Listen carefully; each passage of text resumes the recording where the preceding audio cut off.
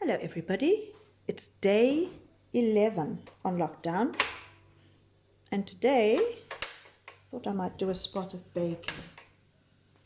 I'm going to start off with a beautiful gingerbread biscuit.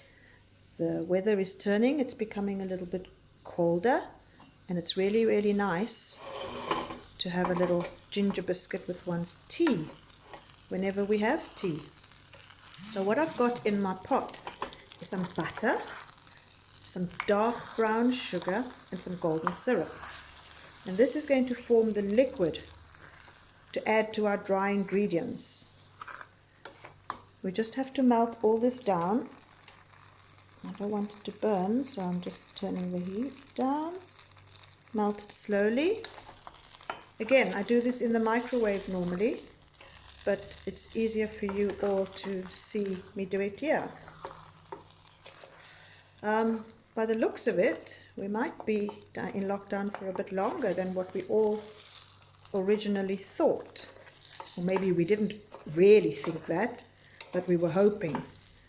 But again, take it one day at a time, and let's just stay indoors, isolate, and I think that's the only way we're really going to try and win the battle. And guys, we are all in lockdown. But it's so important to stay to a routine. You get up in the morning, you shower, you get out of your pajamas, you put on some clothes. Just don't stay in your pajamas. I just don't get that. It's important to keep on with some sort of routine. It's important for your mental state of health. So I know it's getting colder and we want to sort of just laze around in our PJs, but no. That's not good. Up you get early in the morning, go and enjoy that fresh air. You can always nap later on in the day, but at least you'll be napping without your pajamas and just in your normal clothes. So get out of that silly habit. It's not good for you. Mentally, it's not good for you. Look how nice this is melting down. See?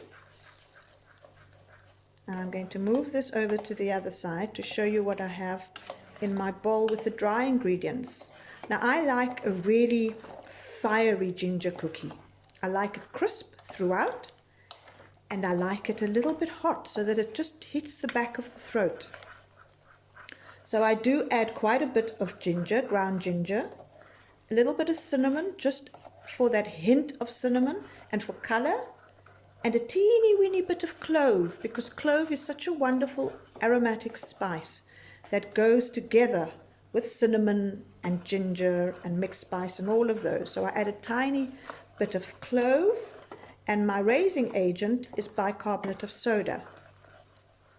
But the bicarbonate of soda goes very well together with this liquid mixture, because when you add this hot to just plain bicarb, it will fizzle up.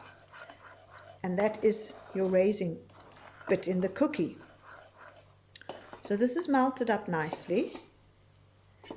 I'm just going to slowly increase the temperature so that some of that sugar can melt right down. But I don't want it catching on the bottom of this pot. There we go. See how the heat's increasing?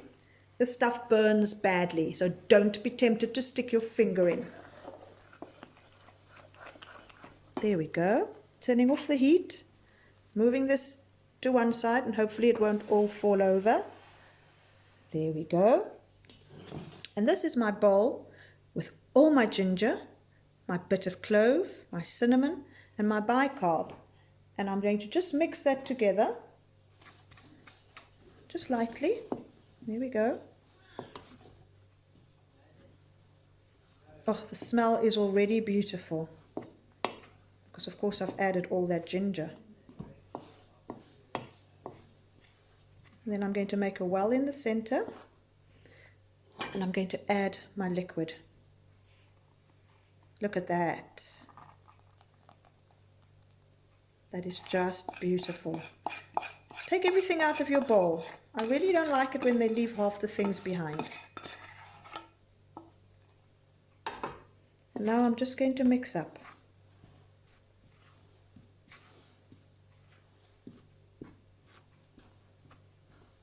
And once it reaches a stage where most of the flour is worked in, I then use my hands because it's just easier to mix up. It's very hot, but it's mind over matter. That's what it is really.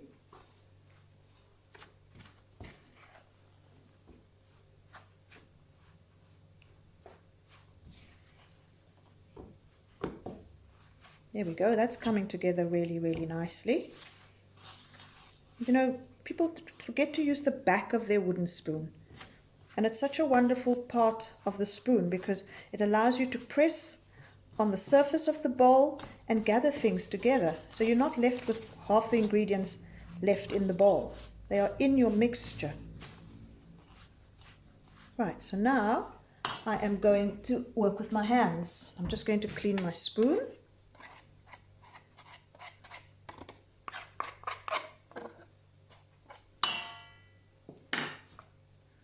Go. Gather it. See that bits that are underneath? You need to work all of that in.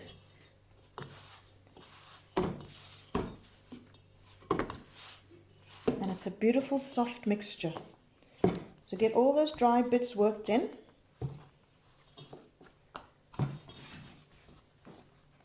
And then you're left with a beautiful, fragrant gingerbread dough. And an almost clean bowl. And that's really, really what we want.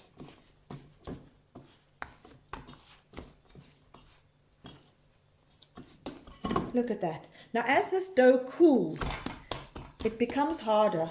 So I advise you to work with it as quickly as possible because that just works easiest for me. So I am now going to roll it out. And I'm just going to sprinkle a little bit of flour. You don't want too much flour. And I'm going to take half the dough because it's just easier to work with half the dough. And to prevent all of that sticking nonsense, I use a plastic bag on top and I roll out. Just lift it and roll out. And these biscuits, because I like them crunchy, I like to roll them out quite thinly.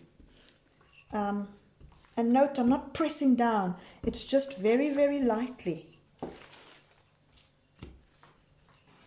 And that plastic bag on top, or a bit of cling film, or even a bit of baking paper you can use. It just prevents all that stickiness happening. So that's nice and even. And I'm going to quickly get a cutter, which I omitted to take out of the cupboard. And we're going to cut these up and place them on baking sheets and bake them. So I'm not going to make, I'm just going to do round ones here. Let me see.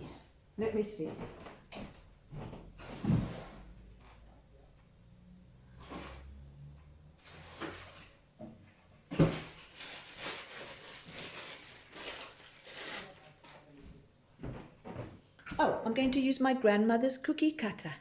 Look at that. I got given that the other day by my great aunt. There we go. And off we go.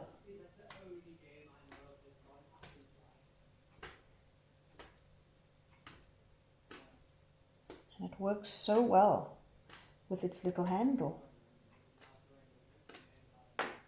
There we go. Now I need my scraper again. I need my baking sheet. And I'm just going to lift it up like that.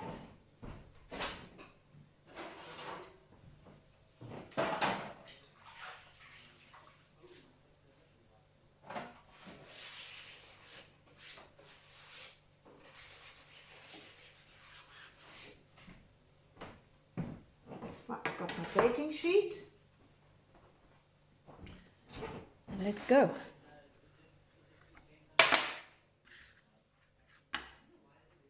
Can you all see that? No, you can't. I'll show you once I'm done.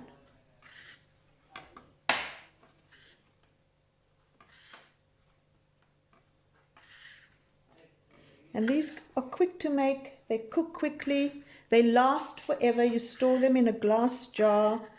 I don't like storing things. You know, my mum used to store things in these Tupperware containers. And I always think that plastic can give off quite a horrible, what is it, taste, smell, whatever it is. I like to store in glass. So I've got big cookie jars that I store things in, and they stand on the countertop. And these bits that are left over, quickly gather it, because now the dough is starting to get hard and crumbly. So you've got to work quite quickly. And your plastic bag comes into play again. There we go. Gently roll out. If the dough does become quite crumbly, what I found I can do is I can just for a few seconds, like 5 or 10 seconds, put it into the microwave just for it to soften. But no longer than that, because then you end up with a really hot piece of dough that you'll end up burning your hands with. And that softens it, and then you roll out quickly. Okay, these are a bit thicker than the first ones, but that's okay. I'm not going to worry too much.